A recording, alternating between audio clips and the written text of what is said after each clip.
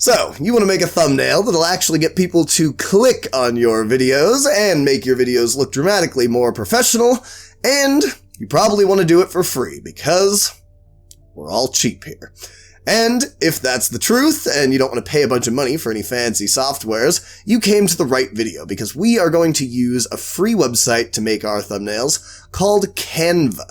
It's extremely simple to use. It has the easiest interface of any website I've ever used to edit any sort of videos or pictures or anything. Anyways, this is going to be an in-depth tutorial on exactly how to make a thumbnail. And during the video, I'm going to have playing, probably on most of the screen, me actually going through the website and making a thumbnail as I talk you through it. So, if you would like, I'd highly recommend you pull up the website on either a second monitor or, taking up just half of your screen and follow along. First, you have to make an account in order to use it. It's completely free and they don't ask you for any sort of credit card information, so don't get scared. I'm not sure why they require the account, but they do.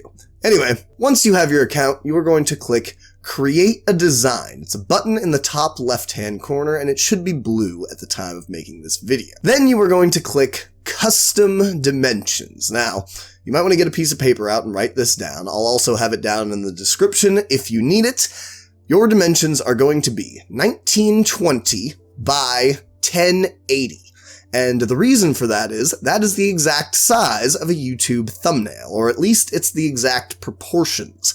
And that is standard HD quality. So if you shoot in HD, which you probably do if you're using a phone or a camera to shoot your videos, it will already be proportioned like that, which will make the next part much easier. So type that in and click Create Design. So now that you're there should be a blank square with pretty much nothing else going on. And our next order of business is to fill that blank square with your thumbnail. And the first thing on a thumbnail is the background, because it's in the back. Now, there are obviously a million ways to do a background, and you can obviously do what you want, but for me, the easiest way, and the way that promotes your self-image, I think, the most, is to simply have a photo of you, or, in this case, a screenshot from one of your videos. The way I like to do it is I record a separate video of me just making a whole bunch of fun faces, like, oh my gosh. Basically things like that, whatever I want to convey in my thumbnail. And then I take a few screenshots of that video during watching it. You can do this in one of two ways. The first way would be to take your video and upload it to any sort of video editing software. They will all have some sort of a screenshot option, so you can just take screenshots and use those. The next way is kind of less than ideal, but you can definitely do it. And that would be to play your video on full screen and then use the print screen button on your computer to take the screenshot that you would like. I'm not a fan of this method because you can only do one at a time. The other one, you can take a whole bunch of screenshots and pick your favorite. Now, the even better way to do this is to actually take a photo. A photo is going to be much more high quality, but it does take a little bit more time and effort because you have to set up a photo and have your camera take it, and if you don't have a fancy camera, it can be kind of a pain in the neck. So, once you have a series of photos, or at least a photo that you'd like to use as your background, you are going to go down on the bottom left and click the Uploads tab. And you're going to click Upload a Photo. And then you're going to go find that photo in your computer, wherever you saved it, and upload it. You're going to drag it then onto the main white square, and that will be your background. Size it appropriately. Now, I do have a few tips if you are using a photo of you and not just some random photo, or even if you are using some random photo. I would recommend doing two main things. The first thing is increasing the contrast. Now, the way you're going to go about doing this is to click the Adjust button on your screen. Then a menu will pop down, and it will have a few options, things like brightness and contrast and saturation. Now, what you're going to do is increase the saturation and the contrast a fair amount. It'll kind of look weird, but the contrast and the extra saturation really make your face pop. And on a really, really small thumbnail on somebody's phone, that is going to make all the difference. You really don't want it to be like a washed out, kind of flat image, because it just doesn't seem as intriguing, unless that's what you're going for, of course. But as a rule of thumb, I would recommend doing that. The next order of business is to add some sort of an overlay for your words. Basically, if you just put words, at least using this software, the words kind of get lost in your background. It's hard to see them, they don't pop as much. So what I recommend doing is clicking the Elements tab and then adding some sort of a shape, usually a square with rounded corners is what I prefer, but you can do whatever you like.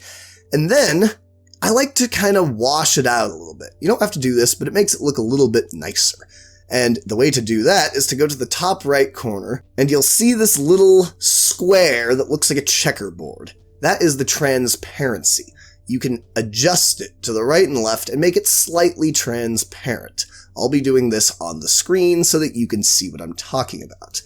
Now, once you've done that, I like to position it as you're probably seeing on the screen, but honestly, you can position it anywhere you want. Use your creativity. Now the next thing to do is to get some words. You want them to be fairly eye-catching, so make sure to pick a font and a font color that is very contrasting and easy to read compared to the rest of your thumbnail. Once you have your words all centered, you're going to then pick a border. Now, the reason that I like having a border is because when you're scrolling through your feed, everything looks kind of the same, but when you see a box that has just a slight hint of border, it really adds. It makes you think, just subconsciously, that one is different than all the other thumbnails that I have been scrolling through on this feed. So you're going to pick a border, both for the edges and for the little box with the words that you had.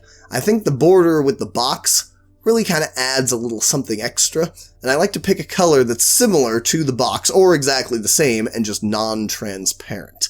Now, the only thing left to do is to download your thumbnail. So, in the top right-hand corner, there is a tiny little arrow facing down with, like, a line. I'm sure it'll be shown on the screen, and I don't know why I'm describing it to you. But, anyway, you'll click that. That's the download button. A menu will open up. You want to make sure that your image is a PNG image. It's usually a fairly high quality image, and you're going to download it. Now, I have to warn you, if the image ends up being over 2.0 megabytes, it is then too large to use for YouTube. So, what we're going to do is reduce it. Now, the easiest way, in my opinion, to do that is to open that same image in Microsoft Paint. You can also do it in Mac products, but I don't know what those are because I don't have a Mac. So if you don't have Microsoft Paint, Google how to reduce image size. There are a million tutorials. But if you do have Microsoft Paint, follow along. You're going to open up your image in Microsoft Paint, and then on the top left corner, there will be a thing that you can do to reduce the image size. And it's going to be at 100. You're just going to delete that and replace it with, let's say, 90. It should be fairly close unless you used like a ridiculously high quality image. And then you're going to click Save after you've reduced it, and in the bottom little tab, you will see that the size of the image has changed accordingly.